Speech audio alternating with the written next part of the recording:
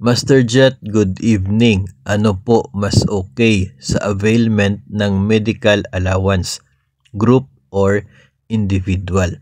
Actually, ang sagot po dito ay depende po sa sitwasyon ng isa pong personnel, particular po sa DepEd.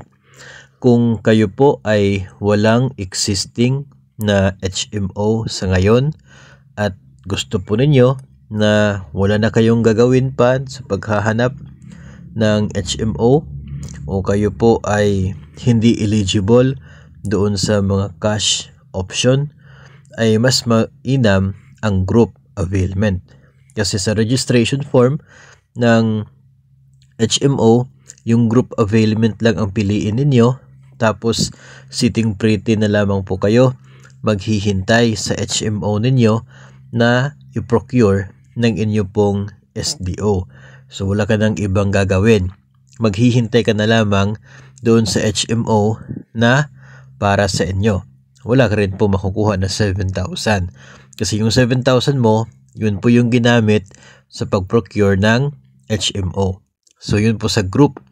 Pero kung kayo po ay mayroong existing na HMO sa ngayon, kayo po ay nakapag-renew ng inyong HMO o kaya ay dapat na ninyong i-renew yung HMO ninyo, o kaya ay sa palagay ninyo ay makakahanap kayo ng HMO na lower sa 7,000 o kaya ay kahit 7,000 in 1 year. Kung sa palagay ninyo ay ito po applicable sa sitwasyon ninyo ngayon, ay piliin po ninyo ang individual, particular sa mga may existing HMO o kaya ay beneficiary sa HMO ng kanila pong partner. Mainam yung individual kasi may existing na kayo so hindi niyo na kailangan na kumuha pa ng bago na HMO. So yung individual availment ang piliin. Magkakaroon ng payroll disbursement 7,000 papunta po sa inyo galing sa division. Matatanggap ninyo yung 7,000. Then later ay you will provide proof na mayroon kayong HMO o kaya ay proof na bumili kayo ng HMO ninyo. So, ganun po yung sitwasyon.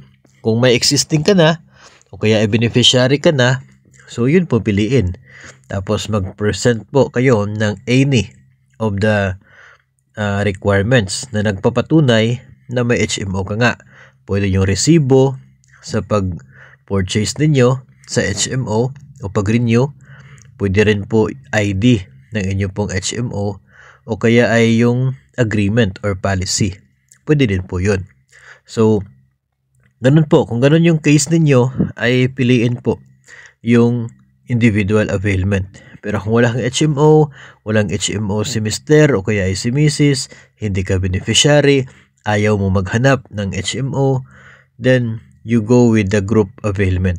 So, depende po, case to case basis po yan. Yung kung ano yung mas maganda, depende po sa sitwasyon ng isa pong personnel.